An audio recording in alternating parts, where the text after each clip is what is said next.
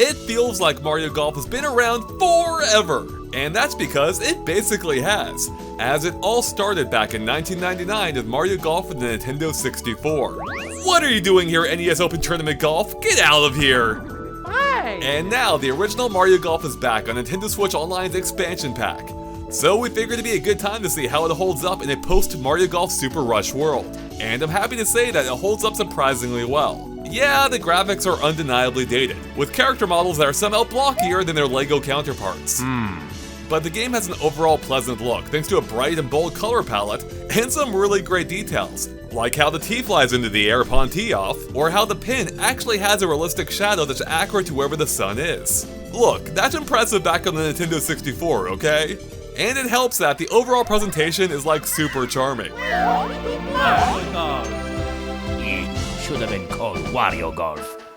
You're gonna love it. You're right, Wario, I do love it. I mean, there's even a boo weather vane. Come on! There's a sense of whimsy here that's missing from the more recent Mario sports games. The HUD in Super Rush, for instance, looks like something you'd find on a website for a bank, whereas the interface here just oozes fun. Even the game's opening is super cute, and a little bit more down to earth than the later Mario sports games. Here, it's all about the Mario gang just having a good old time. Wait a second, who the hell are you? Plum? Hey Nintendo, you can't just act like Plum's been part of the gang the entire time, okay? So yeah, there were some weird human characters to be found in Mario Golf 64. And I don't just mean Baby Mario, which is a rabbit hole in and of itself that I don't want to go down. I guess the game's developer, being Camelot, just wanted to put their own unique spin on some of the characters in this case? Look, I can't even pretend to know what they were thinking. In any case, all these human characters went on to be hugely successful, at never being seen again. And even here, they never don't seem out of place. But maybe it's just my nostalgia talking, but they are oddly appealing in their own right. It could just be the fact that Sonny is so easy to hate. It's a sunny day! Oh, go screw yourself, Sonny. Now, for better or worse, probably worse, the oddball humans eat up a good portion of the character roster, leaving room for only a handful of Mario characters. Though to the game's credit, this was from a time when Metal Mario felt inspired. My, how things have changed. Most of the characters do end up feeling unique thanks to their varied stats, like their drive range and how much their shots curve. Plus, the fact that each character not only has unique winning and losing animations, but also their own set of taunts is just fantastic. Hurry up already! Mamma mia! Yeah, I never get enough of those. Mamma mia! Now annoyingly, there are 4 character slots that could possibly remain empty forever, as they represent custom characters unique to the Game Boy Color version, that could only be brought over to the original Nintendo 64 version of the game via the transfer pack, which, as you might have just picked up on, is a feature that's missing from every other version of the game to date, including on Nintendo Switch. Of course, there's always a chance Nintendo could eventually enable this feature if they ever bring the Game Boy Color version of the game to Switch Online, but until then, those 4 empty slots are gonna sit there taunting you, possibly until the end of time. It's a sunny day! Anyways, Mario Golf holds up where it counts, being the gameplay. Especially because this is where the 3-tap swing system made its debut, which is arguably the linchpin of the entire experience. And it's Wonderful! all you have to do is tap A to start your swing and therefore the power meter, press it again to lock in the power level, and then one more time to dictate the accuracy, with better timing leading to a better shot.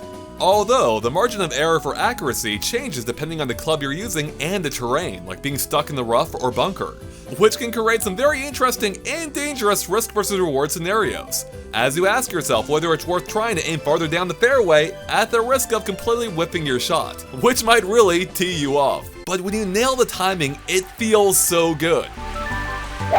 Nice job! And of course, it's all amplified when you pull it off using a power shot. Wonderful. Especially since doing so nets you an additional power shot for free. And I can't stress how good this entire system feels after playing Super Rush's super simplified and more random version, where good timing barely mattered and accuracy was largely left to chance. Whereas Mario Golf 64 rewards skill rather than good luck, and it's a lot more satisfying as a result, with every shot being a testament to your skill and risk tolerance. Oh, and I'm happy to say that there's almost no visible latency on the Nintendo Switch version, unlike on the terribly laggy Wii U Virtual Console, which made timing a perfect shot almost impossible without accounting for the delay. But for as much as I loved returning to the classic 3-tap swing system, I had forgotten that this first entry doesn't let you add the exaggerated top or backspin with a simple double tap, and I did miss it as it's now a staple of the series. Thankfully, you can still apply a more normal amount of spin as well as change the ball's trajectory by adjusting the ball's impact point. But annoyingly, you can't lock the cursor in place, meaning you have to carefully hold the control stick without wavering all the way through your swing, which can be a bit awkward and was something that was addressed in the GameCube sequel. That aside, most of the classic Mario Golf elements got their start right in this game, which is a testament to how well they stood the test of time, because the systems are just complicated enough to demand your full attention while still being accessible enough that almost anyone can pick up and play with a quick lesson. Especially because the game does an admirable job of presenting all the information you'll need, although it can still be a bit overwhelming at first, as there's a lot to keep track of, like the wind speed and direction, or the distance to the pin, or your club selection, or the terrain type, and more. Woo! At times, it's almost more Mario math than Mario Golf, as you have to try and account for every possible factor. But that's all part of the fun and frustration as you wait to find out if your calculations and timing were close enough.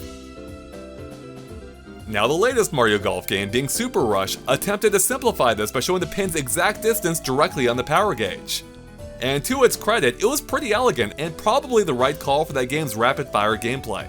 But it also chipped away at the core golfing gameplay by removing some of the guesswork that's inherent to the sport. Though, to be fair, there were a few times where my brain just could not process how much power to apply for a specified distance. But again, that's just part of the fun, especially for multiplayer, which for me is basically the only way to play this game.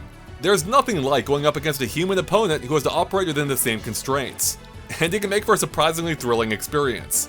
Up to 4 players can play in total, and since it's turn-based, you don't even need a controller for everyone, as you can just share 1 or 2 or 3 between everyone. Now, when playing multiplayer, you have the choice between the standard stroke play, match play where it only matters who wins each hole, and slot play where each player is given a random set of clubs, which can really change things up.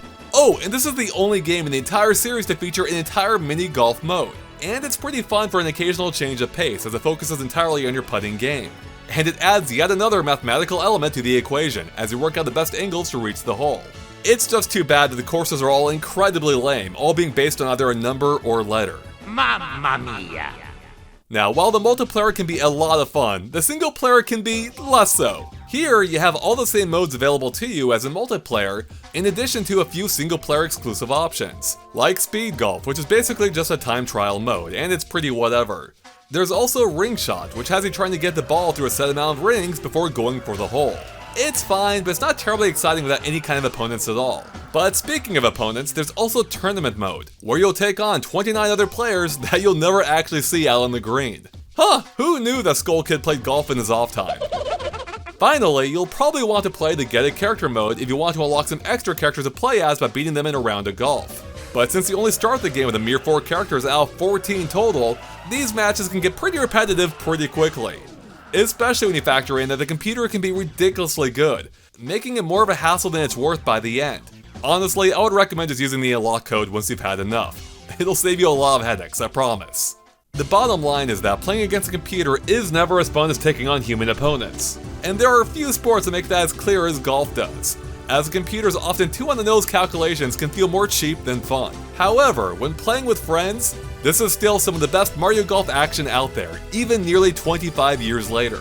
The core gameplay offers such a wonderful foundation that everything else is built on top of. So even though the golf courses themselves may be a bit sparse in terms of Mario theming, they never feel cold or empty, and are still a lot of fun, even if you won't find any chain chomps bouncing around here.